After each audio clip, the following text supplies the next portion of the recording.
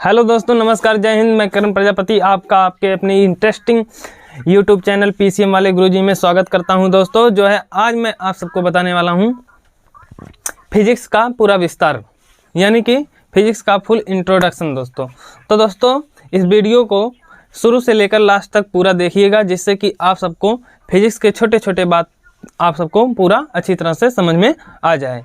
तो दोस्तों चलिए हम अपने टॉपिक को स्टार्ट करते हैं, यानी कि कंटिन्यू करते हैं। तो दोस्तों आज हम सब आप सबको क्या बताने वाले हैं, फिजिक्स का इंट्रोडक्शन, फुल इंट्रोडक्शन। दोस्तों आप सब ये वीडियो देखने के बाद फिजिक्स के कोई भी चीज़ से अनजान नहीं रहेंगे, मतलब कि ये हमको नहीं पता है। दोस्तों हर एक बात से आप वाकिफ़ हो जाएंगे ये वीडियो देखने के बाद। तो दोस्तों वीडियो को पूरा देखिएगा। चलिए स्टार्ट करते हैं। दोस्तों हम सब क्या जानने वाले हैं, भौतिक विज्ञान, यानी कि भौतिक विज्ञान का पूरा विस्तार करने वाले हैं। मज़ा आ जाएगा एकदम। अभी देखिएगा भौतिक विज्ञान। दोस्तों पूरा एनर्जी के साथ बैठिएगा, पढ़िएगा, अभी मज़ा आएगा। देखिए दोस्तों भौतिक विज्ञान क्या होता है, इसे को जानने से पहले आप सबको पहले विज्ञान को जानना पड़ेगा, क्योंकि विज्ञान का ये छोटा सा खंड है, यानी कि एक शाखा है। तो विज्ञान क्या होता है दोस्तों, आप सब तो कक्षा 6, 7, 8 से ही पढ़ते हुए आ रहे हैं विज्ञान का हर एक डिफिनीशन वगैरह। तो विज्ञान का परिभाषा मैं बताता हूँ एक बार। विज्ञान की परिभाषा क्या होता है दोस्तों, पढ़े हुए हैं आप सब, कि सुसंगठित, सुव्यवस्थित एवं क्रमबद्ध ज्ञान को क्या कहते हैं, विज्ञान कहते हैं। सही बताया ना। विज्ञान किसे कहते हैं दोस्तों, सुसंगठित, सुव्यवस्थित एवं क्रमबद्ध ज्ञान को क्या कहते हैं, विज्ञान कहते हैं।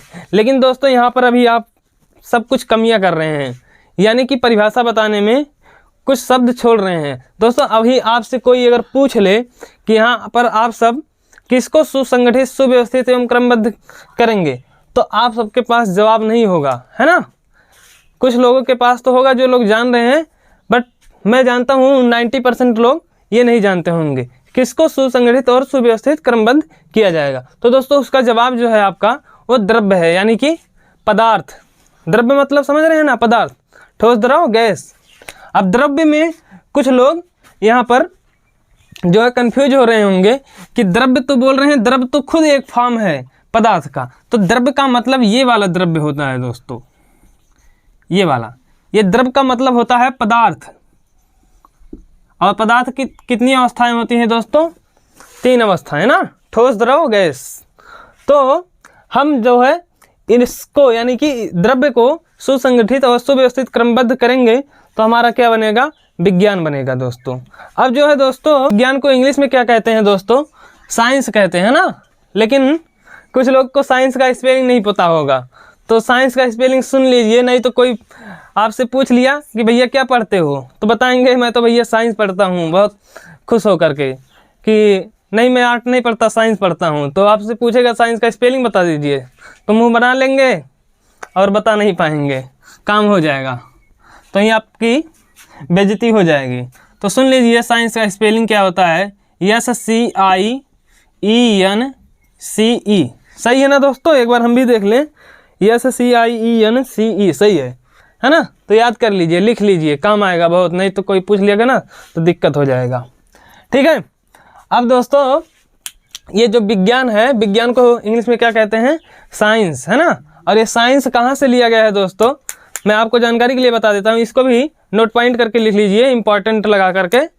ये लैटिन भाषा के सिंटिया शब्द से, कहाँ से लिया गया है दोस्तों, लैटिन भाषा के सिंटिया शब्द से। साइंस वर्ड कहाँ से लिया गया है, लैटिन भाषा के सिंटिया शब्द से। हाँ ठीक है, लिखते रहो, हाँ ऐसे ही काम करोगे तो बहुत मज़ा आएगा दोस्तों, पढ़ने में भी और पढ़ाने में भी, है ना। चलिए, सिंटिया शब्द से लिया गया है ना, किस शब्द के, किस भाषा के, किस शब्द से, लैटिन भाषा के सिंटिया शब्द से, है ना। स्पेलिंग बता दे रहा हूँ, SCIENTIA। इस शब्द से साइंस को लिया गया है दोस्तों। और इसका मतलब क्या होता है बता दें, टू नो। क्या होता है, टू नो, KNOW वाला नो, ये नो वाला नहीं। क्या हुआ, सिंटिया है ना, सिंटिया का मतलब क्या होता है, टू नो, यानी कि जानना, है ना। अब दोस्तों जो है ये जानना जो है, अब अगर हम यहाँ ये इसका मतलब जानना हो गया, यानी कि विज्ञान को हमें जानना है ना, यानी परखना है, यही तो होता है विज्ञान, है ना। अब यहाँ पर दोस्तों एक बात, अब हम अगर यहाँ पर विज्ञान का जो है संधि विच्छेद करेंगे, है ना, विज्ञान का संधि विच्छेद करेंगे तो क्या होगा, थोड़ा बताइए बताइए। हाँ सही बोल रहे हो, अच्छा है, बढ़िया है, विधन ज्ञान सही आ रहा है आपको। हाँ, विज्ञान का संधि विच्छेद क्या है, विधन ज्ञान, ठीक है, बढ़िया है। अब दोस्तों विज्ञान का संधि विच्छेद हो गया विधन ज्ञान, इसका अर्थ क्या होता है ये भी बता दीजिए। बताइए क्या, हाँ चलिए सही है, बढ़िया है। एक विशेष प्रकार का ज्ञान क्या होता है, विधन ज्ञान का विज्ञान का संधि विच्छेद होता है विधन ज्ञान। इसका मतलब क्या होता है, एक विशेष प्रकार का ज्ञान, है ना, यानी कि परिष्कृत ज्ञान, है ना, या फिर क्या कह सकते हैं, विशिष्ट ज्ञान, है ना, विशिष्ट ज्ञान, परिष्कृत ज्ञान, एक विशेष प्रकार का ज्ञान। अब दोस्तों ये जो एक विशेष प्रकार का ज्ञान है, यानी कि विज्ञान, इसको हम संधि विच्छेद करें, इसका मतलब क्या हुआ, एक विशेष प्रकार का ज्ञान, है ना, यानी परिष्कृत ज्ञान, एक विशिष्ट प्रकार का ज्ञान। अब जो ये विशिष्ट प्रकार का ज्ञान है, यानी कि एक विशेष प्रकार का ज्ञान है, इसका जो कार्य क्षेत्र है दोस्तों ना, ये बहुत छोटा नहीं है, ये बहुत ही विशाल है ना, क्या है, बहुत ही विशाल है दोस्तों, अत्यंत विशाल है। इसलिए इसको सुविधा मतलब पढ़ने के लिए, अपने सुविधा अध्ययन करने के लिए, अपने अध्ययन को जो है सरल बनाने के लिए, सुविधा बनाने के लिए, इसको हम लोगों ने विज्ञान को क्या किया दोस्तों, अनेक शाखाओं में विभाजित कर लिया। ठीक है, किस किस शाखाओं में दोस्तों विभाजित कर लिए हैं, इसको विभाजित कुछ इस प्रकार से किया गया है, आप सब लिखते रहिए, लिखिए। हाँ, भौतिक विज्ञान एक शाखा इसका विज्ञान का ये भी है, रसायन विज्ञान, फिर दोस्तों जीव विज्ञान, वनस्पति विज्ञान, फिर दोस्तों खगोलीय विज्ञान, कंप्यूटर विज्ञान इत्यादि शाखाओं में इस प्रकार से विज्ञान को विभाजित किया गया है। एक क्वेश्चन मैं यहाँ से अब दोस्तों आप सबसे पूछना चाहूँगा, यहाँ पर विज्ञान के जनक कौन है, विज्ञान के पिता, है ना, तो इसको आप सबको बताना है। यहाँ पर मैं बताऊँगा नहीं आप सबको, इसको कमेंट में आप सबको आंसर बताना है, तो आप सब कमेंट में बताइएगा विज्ञान के पिता कौन है, इसको आप सब बताइएगा ज़रूर से, और देखते हैं कितने लोगों को पता है, ये कहीं से भी ढूंढ कर बताइएगा। और बाकी अभी मैं बताता हूँ। और चलिए अब हम लोगों को जानना क्या है, भौतिक विज्ञान ना। अब भौतिक विज्ञान का इस प्रकार से जन्म हो गया यहाँ से, है ना, कहाँ से, विज्ञान से, क्योंकि हम विज्ञान को जब अनेक शाखाओं में अपनी सुविधा हेतु बनाए, मतलब अध्ययन को सरल बनाने के लिए जब उसको अनेक शाखाओं में विभाजित किए, तो वहाँ पर भौतिक विज्ञान में भी एक शाखा बनाना पड़ा विज्ञान को, है ना। तो यानी कि भौतिक विज्ञान जो है हमारा विज्ञान का शाखा है। तो अब हम सब भौतिक विज्ञान का जो है पूरा फुल इंट्रोडक्शन करने वाले हैं, है ना, पूरा इसके बारे में पूरा अध्ययन करेंगे। मतलब कि अध्ययन का मतलब दोस्तों इसके बारे में छोटी छोटी बातों को जानेंगे। इस वीडियो को देखने के बाद मैं बोला हूँ आपसे कि कोई ऐसी चीज़ें नहीं होंगी जिससे भौतिक विज्ञान के कोई भी प्रश्न से आप सब वाकिफ नहीं रहेंगे, है ना। तो वीडियो को बढ़िया से देखिए, आपके हर एक प्रश्न का जवाब मिल जाएगा। चलिए भौतिक विज्ञान क्या होता है दोस्तों। अब दोस्तों भौतिक विज्ञान क्या होता है, भौतिक विज्ञान को मैं बता दूं, अंग्रेजी में फिजिक्स कहते हैं। भौतिक विज्ञान को दोस्तों फिजिक्स कहते हैं, किसमें, इंग्लिश में, है ना। भौतिक विज्ञान को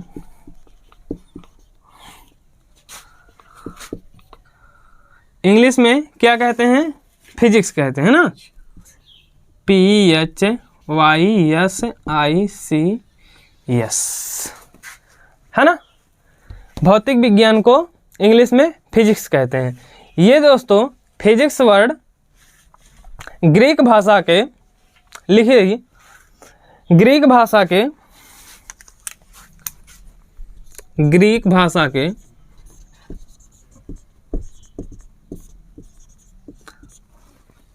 किस शब्द से? फ्यूसिस शब्द से लिया गया। हाँ, FUSIS, फ्यूसिस शब्द से लिया गया है। सही है, बढ़िया है, आप सब जान रहे हैं। फ्यूसिस का अर्थ क्या होता है दोस्तों? प्रकृति होता है। फ्यूसिस का अर्थ क्या होता है? प्रकृति होता है। लिखिए, यही सब आपसे पूछा जाएगा जब आप सब बोलेंगे भौतिक विज्ञान पढ़ते हैं, तो यही सब आप सबके क्वेश्चन बनेंगे। किस शब्द से लिया गया है? किस भाषा के, यानी कि ग्रीक भाषा के फ्यूसिस शब्द से फिजिक्स को लिया गया है ना। और दोस्तों इसका अर्थ क्या होता है? प्रकृति, यानी कि नेचर। तो इसको लिखिए आप सब। अब दोस्तों हम सब भौतिक विज्ञान के अंतर्गत किस चीज़ का अध्ययन करते हैं? प्रकृति तथा प्रकृति से होने वाली घटनाओं का अध्ययन करते हैं। हम भौतिक विज्ञान में किस चीज़ का अध्ययन करते हैं दोस्तों? प्रकृति तथा उससे होने वाली घटनाओं का अध्ययन करते हैं। इसको भी लिख लीजिए, ये भी क्वेश्चन है, पूछ लिया कोई, भैया भौतिक विज्ञान में जो है हम लोग किसका अध्ययन करते हैं? तो अगर नहीं पता रहेगा ना तो मूडी नीचे कर लोगे और मुंह बना लोगे, वहाँ से निकल लोगे। तो इसलिए याद कर लो, लिख लो, तो काम आएगा, है ना। कोई भी पूछेगा तो फिजिक्स में हम लोग किसका अध्ययन करते हैं? प्रकृति। क्यों प्रकृति? ये जो है भौतिक विज्ञान किस शब्द से लिया गया है? फ्यूसिस का अर्थ क्या होता है? प्रकृति होता है ना। तो प्रकृति तथा उससे होने वाली घटनाओं का अध्ययन करते हैं, है ना। अब दोस्तों जो है ये भौतिक विज्ञान जो है इसमें हम सब क्या करते हैं? ये भौतिक विज्ञान किस शाखा का है? विज्ञान की वह शाखा है ना, क्योंकि विज्ञान की ही तो शाखा है। भौतिक विज्ञान को क्या बोल सकते हैं? विज्ञान की वह शाखा, है ना। विज्ञान की वह शाखा जिसमें हम सब क्या करते हैं दोस्तों? द्रव्य व ऊर्जा के विभिन्न स्वरूपों तथा द्रव्य व ऊर्जा के बीच की विभिन्न क्रियाओं का अध्ययन करते हैं। ठीक है। भौतिक विज्ञान जो है दोस्तों विज्ञान की वह शाखा है जिसमें हम सब क्या करते हैं? द्रव्य व ऊर्जा के विभिन्न स्रोतों व द्रव्य व ऊर्जा, यानी कि फिर से लिखिए, आप सब कंफ्यूज हो रहे हैं, मैं समझ रहा हूँ। भौतिक विज्ञान विज्ञान की वह शाखा है जिसमें हम सब द्रव्य व ऊर्जा तथा द्रव्य व ऊर्जा के बीच विभिन्न स्वरूपों एवं क्रियाओं का अध्ययन करते हैं। ठीक है, लिख लिए। चलिए अब दोस्तों ये द्रव्य व ऊर्जा का हमें संकल्पना समझना होगा, क्योंकि हम लोग क्या करते हैं भौतिक विज्ञान में जो है द्रव्य व ऊर्जा के विभिन्न स्वरूपों तथा उसके बीच होने वाली क्रियाओं का अध्ययन करते हैं। तो हमें द्रव्य व ऊर्जा के बीच का क्या समझना होगा? संकल्पना। तो दोस्तों यहाँ पर मैं सबसे पहले पूछता हूँ आपसे कि द्रव्य क्या होता है, यानी कि पदार्थ क्या होता है? वस्तु, है ना। तो हमें क्या देखना है? द्रव्य व ऊर्जा क्या होता है ना। तो द्रव्य क्या होता है? तो द्रव्य हम यहाँ पर देखेंगे दोस्तों। द्रव्य दोस्तों जो है मैं बता दूं आप सबको, लिख लीजिए। वह प्रत्येक वस्तु, है ना। वह प्रत्येक वस्तु का मतलब जैसे ये भी एक प्रकार की वस्तु है ना, है कि नहीं? है वह प्रत्येक वस्तु जिसमें द्रव्यमान होता है। क्या दोस्तों? वह प्रत्येक वस्तु जिसमें द्रव्यमान होता है और जो स्थान घेरती है क्या कहलाती है? द्रव्य कहलाती है, यानी कि पदार्थ कहलाती है ना। तो दोस्तों जैसे ये जो है द्रव्यमान का मतलब कुछ वजन होना चाहिए उसमें, और वो स्थान घेरे, तो वो क्या होगा?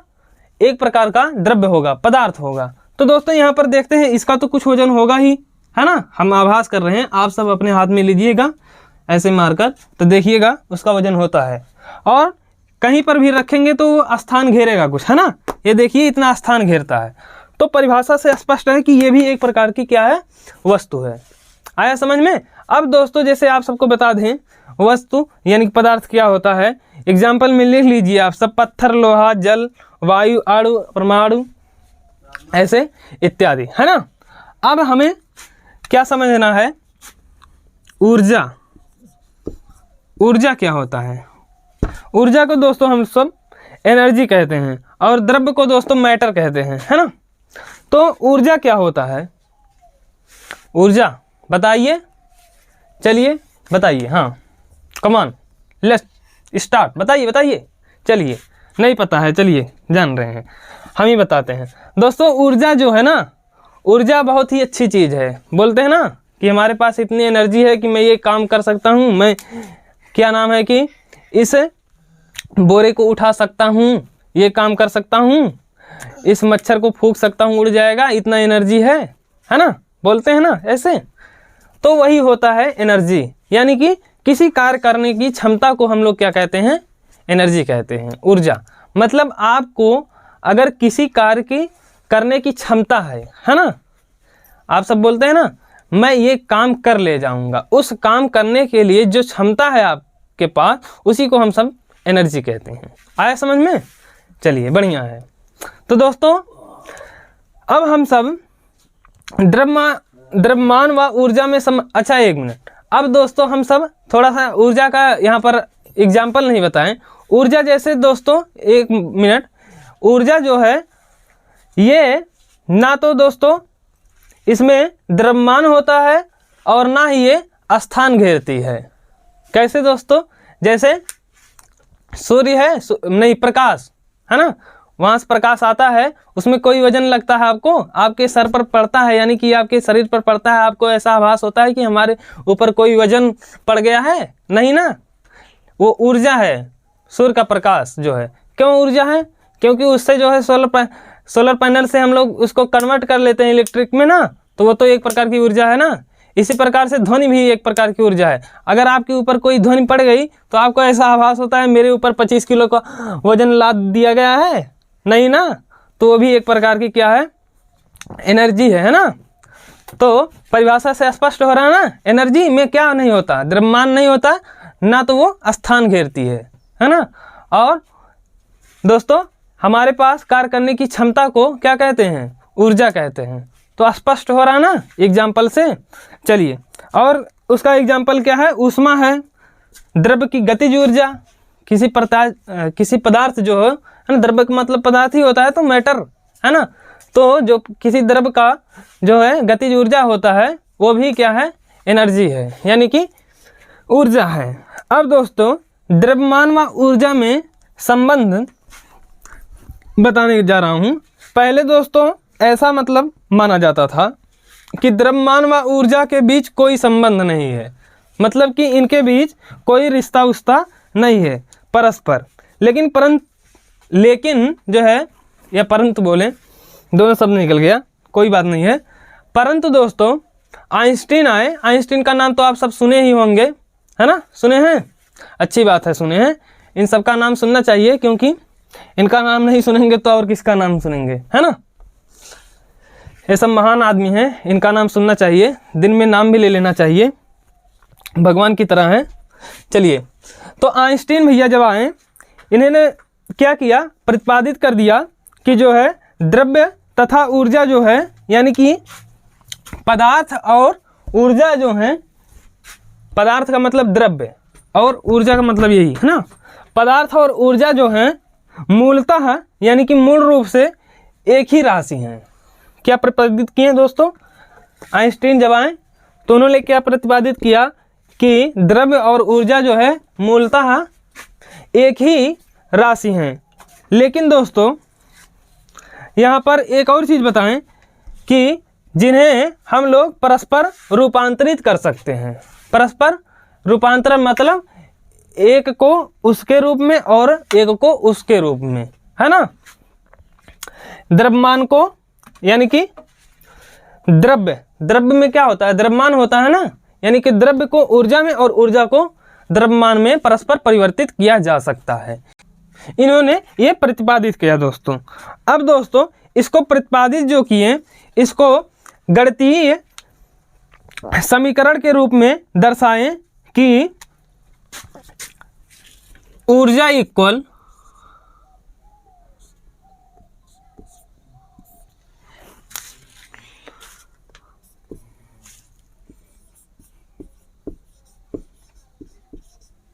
द्रव्यमान गुणे निर्वात में प्रकाश की चाल। राइटिंग थोड़ी अच्छी नहीं है, समझ लीजिएगा उतना। प्रकाश की चाल, है ना।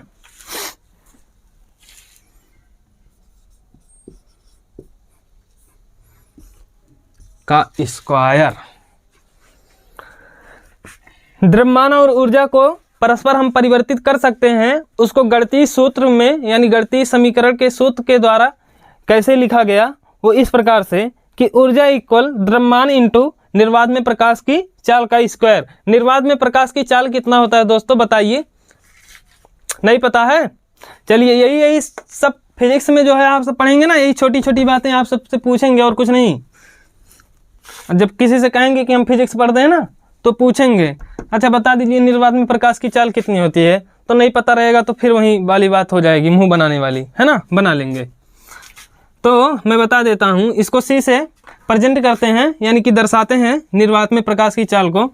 और इसका जो वैल्यू होता है दोस्तों 3 × 10⁸ मीटर पर सेकंड। ऐसे पलक झपकाएंगे ना तो जो प्रकाश की चाल आती है ना वहाँ से, सूर्य से, और 3 × 10⁸ मीटर आके दूरी तय कर चुकी होगी, ऐसे पलक झपकाते हुए सिर्फ। और दोस्तों द्रव्यमान को हम लोग कैसे दर्शाते हैं? द्रव्यमान का मतलब, द्रव का मतलब क्या होता है? मैटर ना। तो इसका पहला स्पेलिंग लेंगे यम, ये हो गया सी। इसको संकेत के रूप में लिखने के लिए, ऊर्जा का मतलब इंग्लिश में क्या होता है? एनर्जी होता है ना। तो एनर्जी का मतलब ई, तो सूत्र बन जाएगा आपका क्या? E = mc²। यही सूत्र आपसे पूछेंगे कि द्रव्यमान व ऊर्जा के बीच जो संबंध है उसको बता दीजिए। नहीं पता रहेगा तब भी वही बात आएगी, है ना। समझ गए होंगे। चलिए अब दोस्तों जो है इसको संकेतों में इस प्रकार से लिखते हैं, और इसको तो बता ही दिया। अब आगे चलते हैं, भौतिक विज्ञान का कार्यक्षेत्र देखते हैं। तो चलिए अब देखते हैं, इसको रब्बी कर लिए हैं कि भौतिक विज्ञान का कार्यक्षेत्र क्या है दोस्तों। ये जो भौतिक विज्ञान दोस्तों है ना, ये बहुत ही रोमांचकारी सब्जेक्ट है। यानी कि इसका जो विषय है ये बहुत ही अत्यंत उत्तेजक और रोमांचकारी है, जो विज्ञान की सभी शाखाओं का आधार माना जाता है दोस्तों। भौतिक विज्ञान को सभी विज्ञान का क्या माना जाता है? सभी शाखाओं का आधार माना जाता है। क्यों? क्योंकि ये जो है बहुत ही उत्तेजक और क्या है, रोमांचकारी है ना। अब दोस्तों ये रोमांचकारी क्यों है? भौतिक विज्ञान में दोस्तों हम लोग ना क्या करते हैं, एक ओर से क्या करते हैं दोस्तों, एक ओर से सूक्ष्म कणों से। सूक्ष्म कणों का मतलब दोस्तों क्या होता है? जैसे अणु है ना, परमाणु, न्यूट्रॉन है ना, ऐसे छोटे छोटे कण से लेकर के क्या करते हैं दोस्तों, और इलेक्ट्रॉन, प्रोटॉन है ना आदि का अध्ययन करते हैं। एक ओर से हम लोग क्या करते हैं, अणु, प्रोटॉन, न्यूट्रॉन, परमाणु आदि का अध्ययन करते हैं, और दूसरी तरफ क्या करते हैं, इसी भौतिकी में दोस्तों आकाशीय पिंडों, बड़े बड़े चीज़ों का अध्ययन करते हैं, है ना। एक तरफ तो छोटे छोटे मतलब इतनी बड़ी है ना, जो हम अपने आंखों से देख भी नहीं सकते, और दूसरी तरफ दोस्तों इतने बड़े बड़े चीज़ों का अध्ययन करते हैं, मतलब आकाशीय पिंड जैसे सूर्य, चंद्रमा, पृथ्वी है ना, और जो ग्रह हैं, नक्षत्र हैं, है ना, उनका अध्ययन करते हैं। तो और गैलेक्सी का भी अध्ययन करते हैं इसमें। तो दोस्तों इस प्रकार से हमें क्या हमें निष्कर्ष निकलता है इसमें कि ये जो है भौतिक विज्ञान सूक्ष्म परमाणु से विशालकाय ब्रह्मांड में फैली प्राकृतिक घटनाओं का व्याख्या कुछ मूल तथ्यों के आधार पर क्या करती है। और दोस्तों इसके अतिरिक्त यह जो है प्रकृति में लुप्त आभासी जटिलता, प्रकृति में लुप्त आभासी जटिलता और सममित है ना, यानी कि सिमेट्री तथा सरलता प्रदर्शित करती है। इस प्रकार से दोस्तों जो है भौतिक विज्ञान जो है विज्ञान की सर्वाधिक उत्तेजक तथा चुनौतीपूर्ण सब्जेक्ट है ना। समझ में नहीं आया होगा, समझ रहा हूँ मैं, फिर से बोलता हूँ। तो क्या करते हैं हम लोग भौतिक विज्ञान में, आराम से आपकी बार सुनिए, भौतिक विज्ञान में क्या करते हैं हम लोग, एक ओर से छोटे छोटे कणों, है ना, जैसे परमाणु, अणु, न्यूट्रॉन, प्रोटॉन का अध्ययन करते हैं, जबकि दूसरी तरफ क्या करते हैं हम सब, आकाशीय पिंड, है ना, जैसे सूर्य, चंद्रमा, पृथ्वी, गैलेक्सी यानी कि ब्रह्मांड का अध्ययन करते हैं। और ये जो भौतिकी है दोस्तों ना, ये क्या करती है, ये सूक्ष्म परमाणु जो है, ये भौतिकी जो है, ये सूक्ष्म परमाणु से लेकर विशालकाय ब्रह्मांड में फैली जो है प्राकृतिक घटनाओं का व्याख्या कुछ मूल तथ्यों पर कर देती है। ये क्या करती है, सूक्ष्म कणों से लेकर जो है ब्रह्मांड में फैली विशालकाय चीज़ों का क्या करती है, प्राकृतिक घटनाओं का व्याख्या कुछ मूल तथ्यों पर कर देती है। और क्या करती है दोस्तों, इसके अतिरिक्त यह प्रकृति में, जो ये प्रकृति है ना, उसमें लुप्त आभासी चीज़ों का जो है हमें क्या करती है, सरलता से जो है, सममिति से यानी कि सिमेट्री से प्रदर्शित करती है ना। क्या, फिर से सुनिए, ये जो है छोटे कण से लेकर के बड़े विशालकाय ब्रह्मांड का व्याख्या जो है कुछ मूल यानी कि कुछ जो है प्राकृतिक घटनाओं का व्याख्या कुछ मूल तथ्यों के आधार पर कर देती है ना।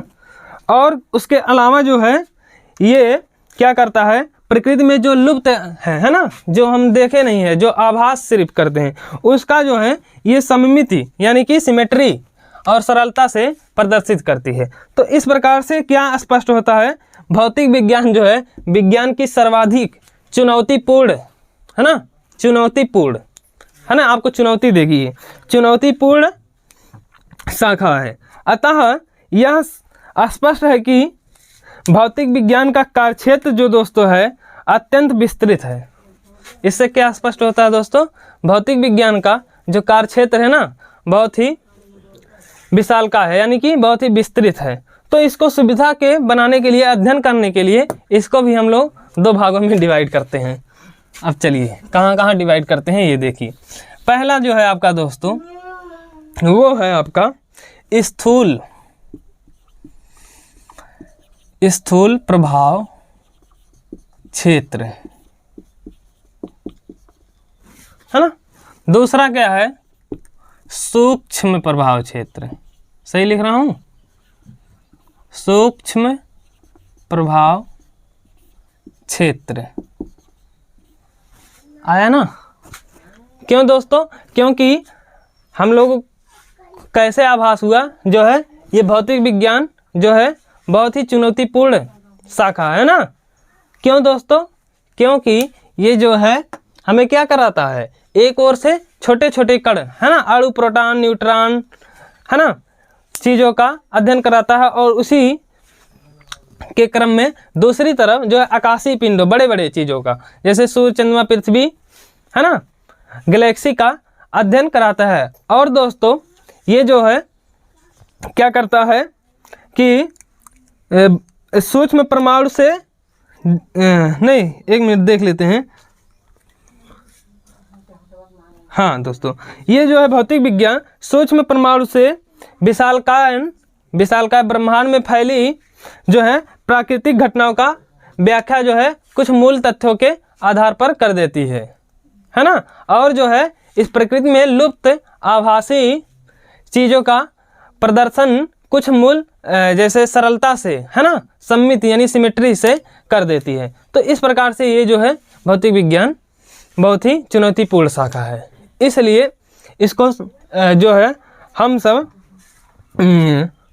और इसका कार्यक्षेत्र भौतिक विज्ञान का बहुत विस्तृत है। इसको सरल बनाने के लिए हम लोग दो भागों में डिवाइड किए हैं, स्थूल प्रभाव क्षेत्र और सूक्ष्म प्रभाव क्षेत्र। अगर दोस्तों आप सबको समझ में नहीं आ रहा है तो आप सब एक काम करिए, वीडियो को पॉज करिए और पीछे स्किप करिए, फिर से देखिए, और मैं आशा करूँगा कि दोबारा आपको समझ में आ जाएगा। फिर अगर नहीं आता है तो फिर से 2-3 बार यही प्रक्रिया करके देखिए, सब क्लियर हो जाएगा। ठीक है, चलिए अब दोस्तों स्थूल प्रभाव क्षेत्र क्या होता है और सूक्ष्म प्रभाव क्षेत्र क्या होता है। दोस्तों स्थूल प्रभाव क्षेत्र जो है ये प्रयोगशाला तथा पार्थिव एवं खगोलीय स्तर की परिघटनाएं सम्मिलित होती हैं इसमें। आप सब लिखिए यार इसमें, स्थूल प्रभाव क्षेत्र में दोस्तों प्रयोगशाला, पार्थिव तथा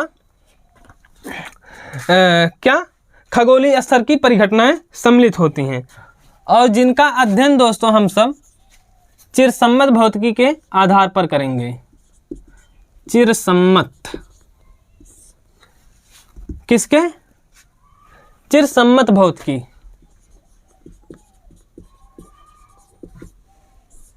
है ना। भौतिकी में आप सबको ये इंट्रोडक्शन इसलिए दे रहा हूँ क्योंकि जब आप पढ़ते हैं ना भौतिकी तो आपको कुछ चीज़ें नहीं पता रहती हैं। मैं इतना जान रहा हूँ, लेकिन आज आप सब ये जब वीडियो देखेंगे पूरा ना, तो आप सब भौतिकी के एक एक छोटे छोटे चीज़ों के बारे में जान जाएंगे। कोई भी चीज़ से वाकिफ़ नहीं रहेंगे, है ना, हर एक चीज़ से वाकिफ़ हो जाएंगे। तो भौतिक विज्ञान को सरल बनाने के लिए हम लोग क्या किए, स्थूल दो भागों में डिवाइड कर लिए, स्थूल प्रभाव क्षेत्र और सूक्ष्म प्रभाव क्षेत्र। स्थूल प्रभाव क्षेत्र में दोस्तों हम लोग क्या करते हैं, प्रयोगशाला तथा पार्थिव एवं खगोलीय स्तर की घटनाओं को सम्मिलित करते हैं। यानी कि इसमें जो है स्थूल प्रभाव क्षेत्र में इन सब घटनाओं का सम्मिलित होना रहता है ना। यानी कि खगोलीय स्तर, प्रयोगशाला और पार्थिव घटनाएं सम्मिलित होती हैं, और जिनका अध्ययन हम लोग चिरसम्मत भौतिकी के आधार पर करते हैं। और ये दोस्तों चिरसम्मत भौतिकी क्या होता है, अभी इसको छोड़ते हैं सेकंड को, अभी बाद में इसका अध्ययन करते हैं इसके बारे में। चिरसम्मत भौतिकी जो है दोस्तों आपका, इसको क्लासिकल फिजिक्स कहते हैं। लिख लीजिए, स्पेलिंग में देख लूँ, क्लासिकल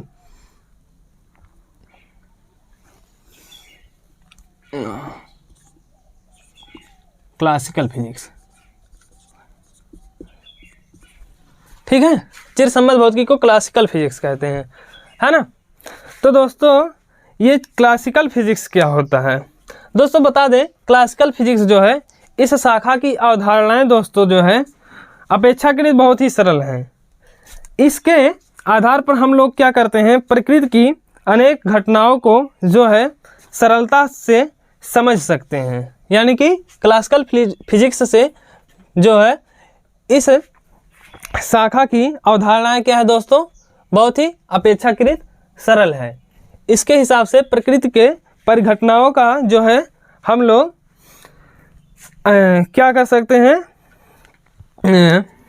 परिघटनाओं के अध्ययन को सरलता से समझा सकते हैं। लेकिन दोस्तों कुछ घटनाएं जो है चिरसम्मत भौतिकी व्याख्या नहीं कर पाता है, यानी कि सक्षम नहीं है। कुछ घटनाओं को ये चिरसम्मत भौतिकी सुलझाने में यानी कि व्याख्या करने में सक्षम नहीं है, है ना, सेटिस्फाई नहीं कर पाता अपने आप को। इसके आधार पर चिरसम्मत भौतिकी के आधार पर क्या करते हैं हम लोग, कुछ इसकी जो ये शाखा है, इस शाखा की अवधारणाएं अपेक्षाकृत बहुत सरल है ना, जिसके आधार पर प्रकृति की घटनाओं को सरलता से हम लोग समझा लेते हैं। लेकिन ये कुछ घटनाओं को क्या करता है, सरलता से यानी कि समझा नहीं पाता, ये कुछ घटनाओं को समझाने में सक्षम नहीं है। इसलिए हम लोग जो है दूसरे भौतिकी को यहाँ पर बनाते हैं। वो भौतिकी क्या आता है, सूक्ष्म प्रभाव क्षेत्र, जिसका अध्ययन दोस्तों हम लोग किसके आधार पर करेंगे, मॉडर्न फिजिक्स के हिसाब से, यानी कि आधुनिक फिजिक्स फाजक से बोल रहे थे, है ना। किसके आधार पर करेंगे दोस्तों, सूक्ष्म प्रभाव क्षेत्र का अध्ययन, मॉडर्न फिजिक्स, है ना। तो सूक्ष्म प्रभाव क्षेत्र पहले। अब दोस्तों चिरसम्मत भौतिकी में हम लोगों का अध्ययन क्या करना है, इसको बता दें। चिरसम्मत भौतिकी में दोस्तों आप सबको सबसे पहले यांत्रिकी का अध्ययन करना पड़ता है ना, मशीन्स का, है ना। सेकंड पर आप सबको विद्युत गतिकी,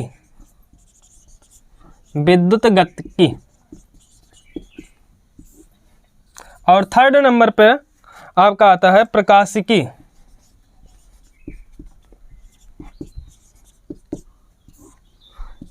फोर्थ नंबर पर आता है आपका ऊष्मागतिकी।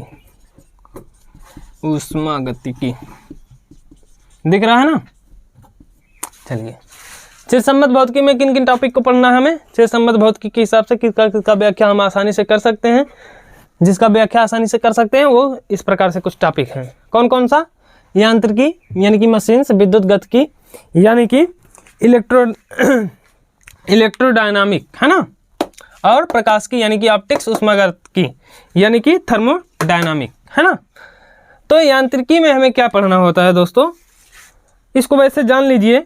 फिलहाल आप सबको जब पढ़ाया जाएगा वहाँ पर बताया जाएगा यांत्रिकी में, जब ये सब तो आप सब 11th में पढ़ के आ ही चुके हैं, अब तो 12th में आ गए हैं है ना। 11th में क्या क्या पढ़ लिए? यांत्रिकी पढ़ लिए है, ऊष्मागतिकी, यही 2 बचा हुआ है चिरसम्मत भौतिकी के आधार पर जो आपको पढ़ना है। विद्युत गतिकी और प्रकाश की बचा है। तो यांत्रिकी में क्या क्या पढ़ के आए हैं दोस्तों आप सब, एक बार होश दिला देता हूँ आप सबको, क्योंकि भूल गए होंगे है ना। तो आप सब इसमें यांत्रिकी न्यूटन के गति के नियमों, गुरुत्वाकर्षण के नियमों पर आधारित है ना, तथा इन नियमों के आधार पर कणों, दृढ़ पिंडों के गति एवं उनके संतुलन, रॉकेट, नोदन है ना, जल तरंगों का संचरण, वायु में ध्वनि तरंगों का संचरण, किसी भार के कारण झुकी क्षण आदि का अध्ययन जो है करके आ चुके हैं है ना।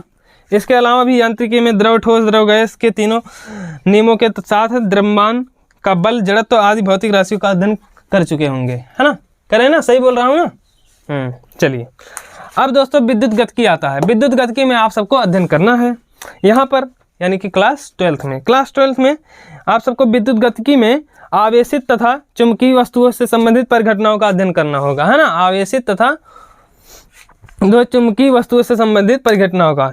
इस भौतिक की शाखा में दोस्तों आवेशित कण की चुंबकीय क्षेत्र में गति, धारावाही चालक और गतिमान आवेशित कण के कारण उत्पन्न जो चुंबकीय क्षेत्र होती हैं, विद्युत चुंबकीय क्षेत्र होते हैं, प्रेरण होते हैं, प्रत्यावर्ती धारण, परिपथ आदि का भी अध्ययन करेंगे इसमें। और दोस्तों इसके अलावा जो है विद्युत गतिकी के मूल नियमों का प्रतिपादन कूलाम और फैराडे, एम्पियर, गाउस ने किया है, जिसकी संतुष्टि दोस्तों आइंस्टीन के द्वारा 3 समीकरणों से दिया गया है। उसका जब विद्युत गतिकी पढ़ेंगे उसमें 3 समीकरण मिलेगा, जो दोस्तों कौन कौन थे? विद्युत गतिकी के मूल नियमों का प्रतिपादन करने वाले कूलाम, फैराडे, एम्पियर, गाउस थे ना। और इसका संतुष्टि कौन किए थे? आइंस्टीन किए थे ना, अपने 3 समीकरण से। अब दोस्तों प्रकाशिकी पढ़ना है। प्रकाशिकी में तो दोस्तों जान ही रहे होंगे, प्रकाश से संबंधित घटनाओं का है ना, व्यतिकरण, विवर्तन, ध्रुवण, प्रकाश का परावर्तन, अपवर्तन, ऐसे तमाम चीज़ों का अध्ययन करेंगे है ना।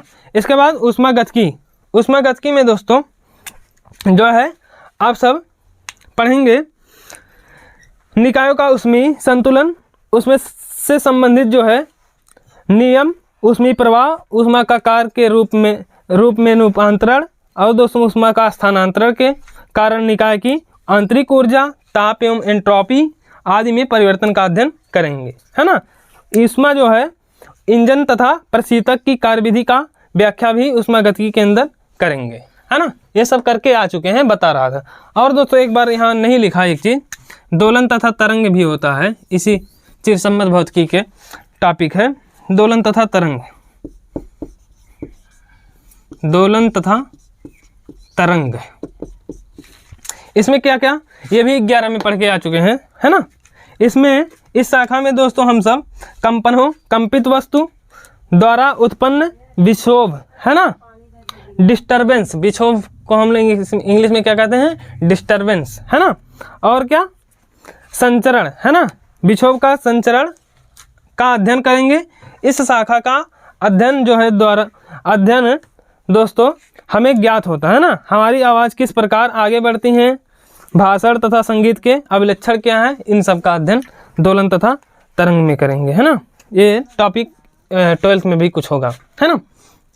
तो अब ये दोस्तों हमारा स्थूल प्रभाव क्षेत्र में क्या क्या पढ़ना होता है, इसमें प्रयोगशाला तथा पार्थिव एवं खगोलीय स्तर की परिघटनाएं सम्मिलित होती हैं, जिसका अध्ययन हम चिरसम्मत भौतिकी के आधार पर करते हैं। चिरसम्मत भौतिकी क्या होता है दोस्तों? ये भौतिकी की अवधारणाएं बहुत ही सरल है, और इसमें हम लोग क्या करते हैं दोस्तों, प्रकृति के अनेक घटनाओं का अध्ययन सरलता से समझा सकते हैं, जिसमें परंतु दोस्तों कुछ घटनाओं को, प्रकृति के कुछ घटनाओं को चिरसम्मत भौतिकी सुलझा नहीं पाता, यानी कि सुलझाने में सक्षम नहीं है। तो उसका अध्ययन दूसरे भौतिकी में करेंगे, दूसरे भौतिकी के हिसाब से। वो भौतिकी होगा सूक्ष्म प्रभाव क्षेत्र, जिसका अध्ययन हम लोग अभी किस भौतिकी के, मॉडर्न फिजिक्स के हिसाब से करेंगे, यानी आधुनिक भौतिकी। और चिरसम्मत भौतिकी में आप सबका ये इतना पढ़ना है। तो दोस्तों चलिए इसको बताते हैं, है ना, एक बार रफ कर लें। चलिए दोस्तों अब सूक्ष्म प्रभाव क्षेत्र का देखते हैं, है ना। दोस्तों जो है भौतिक का विस्तार मैं 2 वीडियो में करूंगा, यानी कि ये पार्ट 1 वीडियो है। अभी इसमें जो है पार्ट 1 में इस टॉपिक को पढ़ाने के बाद और आगे के टॉपिक को अगले वीडियो में कंटिन्यू करके पूरा फिजिक्स का जो है इंट्रोडक्शन समाप्त करूंगा, तो इसमें इसको पढ़ाने के बाद। तो चलिए अब सूक्ष्म प्रभाव क्षेत्र क्या होता है दोस्तों। ये जो भौतिकी है दोस्तों, इसमें हम सब सूक्ष्म प्रभाव क्षेत्र, है ना, ध्यान से एकदम सुनिए दोस्तों। सूक्ष्म प्रभाव क्षेत्र में परमाणुवीय, आणविक तथा नाभिकीय परिघटनाओं का विकास हुआ है। दोस्तों परिघटनाओं का क्या करते हैं, अध्ययन करते हैं ना। इस भौतिकी में सूक्ष्म प्रभाव क्षेत्र में दोस्तों क्या करते हैं, इसमें परमाणुवीय, आणविक, नाभिकीय आदि घटनाओं की परिघटनाएं सम्मिलित होती हैं, यानी कि इस भौतिकी में इन सब का अध्ययन करते हैं, है ना। और इसकी व्याख्या जो है हम लोग दोस्तों किसके आधार पर करते हैं दोस्तों, इसकी व्याख्या जो है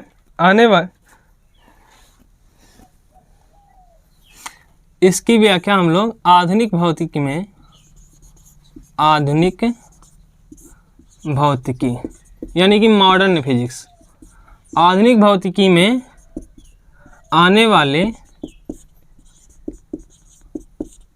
क्वांटम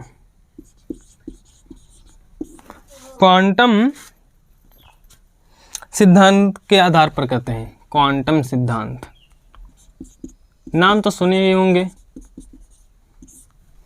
क्वांटम सिद्धांत के आधार पर करते हैं।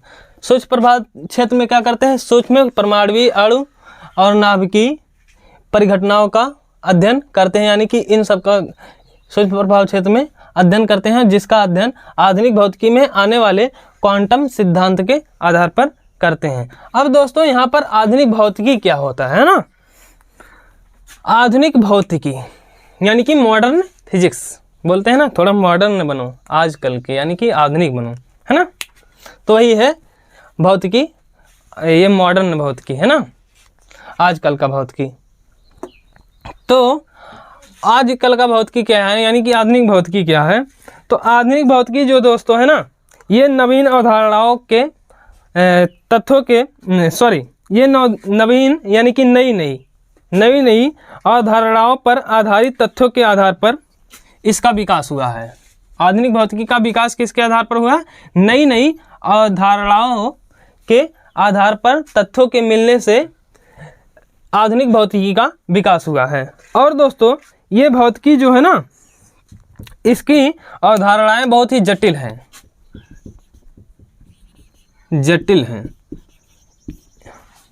आधुनिक भौतिकी का अवधारणाएं जो है बहुत ही जटिल हैं, है ना। और एक बात, ये जो भौतिकी है अब तक जितने भी क्या हुए हैं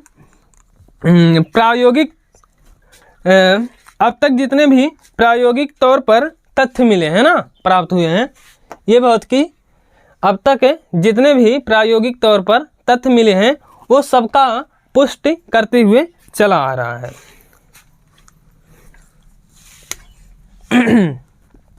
एक बार और बता दें, सूक्ष्म प्रभाव क्षेत्र में अणु, परमाणु और नाभिकीय परिघटनाओं की घटनाएं सम्मिलित होती हैं, जिसका अध्ययन आधुनिक भौतिकी में आने वाले क्वांटम सिद्धांत के आधार पर करते हैं। अब यहाँ पर आधुनिक भौतिकी क्या होता है दोस्तों, आधुनिक भौतिकी जो है इसकी अवधारणाएं जो है दोस्तों ये जो है आधुनिक भौतिकी का विकास कैसे हुआ, नई अवधारणाओं के आधार पर जो है तथ्य मिले हैं, उसके हिसाब से दोस्तों आधुनिक भौतिकी का हमें जो है विकास हुआ है ना। और दोस्तों इसकी अवधारणाएं क्या है, बहुत ही जटिल है ना। ये जो है अब तक जितने भी प्रायोगिक तौर पर तथ्य मिलते चले आ रहे हैं वो सबको सेटिस्फाई कर रहा है आधुनिक भौतिकी, और सबको पुष्टि कर रहा है ना। तो अब दोस्तों इसके जो है आधुनिक भौतिकी में जो हमें पढ़ना है उसमें 10 प्रमुख भाग हैं। कितने? 10 लिख दिए, सॉरी यार, 10 प्रमुख भाग हैं। तो 10 प्रमुख भागों को मैं यहाँ पर एक बार लिख दूँ, फिर आपको दिखाता हूँ, लिखता हूँ, ठीक है। चलिए लिख रहा हूँ। तो दोस्तों ये देखिए मैंने यहाँ पर लिख दिया है ना, जो सूक्ष्म प्रभाव क्षेत्र के आधार पर हमें आधुनिक भौतिकी का मतलब आधुनिक भौतिकी से सूक्ष्म प्रभाव क्षेत्र का अध्ययन करना है। और इसमें जो इसके कुछ जो 10 प्रमुख भाग हैं वो कुछ इस प्रकार से हैं। परमाणु भौतिकी है नंबर 1, दूसरा अणु क्वांटम यांत्रिकी नाभिकीय भौतिकी, तीसरा है, फिर चौथा है ठोस अवस्था भौतिकी, पांचवा है उच्च ऊर्जा भौतिकी, छठा है दोस्तों विशिष्ट सापेक्षता, सातवां है सापेक्षता का सामान्य सिद्धांत एवं ब्रह्मांडिकी, फिर आठवां है आपका 8 से इसने बना देखिए है ना प्लाज्मा भौतिकी, नौवां है अंतरिक्ष भौतिकी और 10वां है आपका इलेक्ट्रॉनिकी। अब दोस्तों यहाँ पर मैं क्या बताऊँ, परमाणु भौतिकी में तो समझ ही रहेंगे, परमाणु भौतिकी में क्या पढ़ना रहेगा, वही परमाणु से संबंधित घटनाएं है ना। ऐसे अणु क्वांटम यांत्रिकी में, नाभिकीय भौतिकी में, ऐसे सब में सबका अध्ययन आप सबको आधुनिक भौतिकी यानी कि मॉडर्न फिजिक्स में आने वाले क्वांटम सिद्धांत के आधार पर करना रहेगा। और दोस्तों मैं हमेशा बता रहा हूँ आधुनिक भौतिकी जो है आज तक प्रायोगिक तौर पर जितने भी तथ्य मिल रहे हैं वो सबको पुष्टि कर रहा है ना। अब हम जो है इसके में जो है प्रमुख जो शाखाएं हैं 10 ये हैं कुछ इस प्रकार से, उसको लिख दिए हैं। मैं एक बार बता ही देता हूँ, इसमें सबको जल्दी से सुन लीजिए या फिर लिख लीजिए। परमाणु भौतिकी में दोस्तों हम लोग इसमें परमाणु को गुण है ना, गुण एवं परमाणु संरचना का अध्ययन करेंगे। अणु क्वांटम में इसके अंतर्गत आणविक संरचना, विकिरणों का अवशोषण एवं उत्सर्जन, अणु के गुण आदि का जो है अध्ययन करेंगे। नाभिकीय भौतिकी में दोस्तों नाभिक के गुण, संरचना, नाभिकीय अभिक्रियाओं तथा उनके अनुप्रयोगों का अध्ययन है ना। उसके बाद दोस्तों ठोस अवस्था भौतिकी में इसके अंतर्गत क्रिस्टलीय पदार्थ, अर्धचालक एवं मिश्र धातु के गुणों का अध्ययन करेंगे। और दोस्तों आता है आपका उच्च ऊर्जा भौतिकी, इसका एक और नाम है दोस्तों कण भौतिकी, कण भौतिकी, कण भौतिकी है ना, नहीं तो पूछ लिया कोई इसका नाम और बताइए तो कण भौतिकी। तो इसमें कण भौतिकी में हम लोग क्या करेंगे, इसके अंतर्गत पदार्थ के सूक्ष्मतम स्वरूपों का गुण का अध्ययन करेंगे, प्रकृति के मूल कणों एवं इनके अन्य क्रियाओं का अध्ययन करेंगे। इसके बाद विशिष्ट सापेक्षता आता है। विशिष्ट सापेक्षता में दोस्तों इसके अंतर्गत दोस्तों आइंस्टीन के विशेष सिद्धांत द्वारा जो है लंबाई, संकुचन, काल, विस्फरण है ना, द्रव्यमान की चाल पर निर्भरता आदि का अध्ययन करेंगे। सापेक्षता का सामान्य सिद्धांत एवं ब्रह्मांडिकी का अध्ययन, इसमें दोस्तों हम लोग गुरुत्वाकर्षण का सिद्धांत एवं नई व्याख्या करेंगे, जिसके अंतर्गत दोस्तों गुरुत्वाकर्षण कणों के मध्य अननोन क्रिया न होकर कण एवं दिक् स्थान के मध्य अननोन क्रिया ब्रह्मांडिकी में ब्रह्मांड की उत्पत्ति एवं उसके विकास का अध्ययन करेंगे है ना। इसके बाद प्लाज्मा भौतिकी आता है। इसके अंतर्गत दोस्तों हम लोग चतुर्थ अवस्था का अध्ययन करेंगे है ना, पदार्थ की चतुर्थ अवस्था है ना। इसके बाद अंतरिक्ष भौतिकी आता है, इसमें अंतरिक्ष से जुड़े विषयों का अध्ययन करेंगे दोस्तों है ना। अंतरिक्ष भौतिकी है तो अंतरिक्ष से जुड़े भौतिकी का अध्ययन। इलेक्ट्रॉनिकी आता है दोस्तों, इसमें इलेक्ट्रॉनिक की युक्तियाँ का अध्ययन करेंगे है ना, अर्धचालक इलेक्ट्रॉनिक युक्तियाँ है ना। इसके अतिरिक्त भी दोस्तों आपका जो ये भौतिकी है अन्य शाखाएं हैं, यहीं पर ख़त्म नहीं हो जाता भौतिकी। इसके अतिरिक्त भी भौतिकी की अन्य शाखाएं हैं, वो मैं बोल देता हूँ या फिर यहाँ पर लिख देता हूँ, रफ करूँ एक बार फिर लिखता हूँ।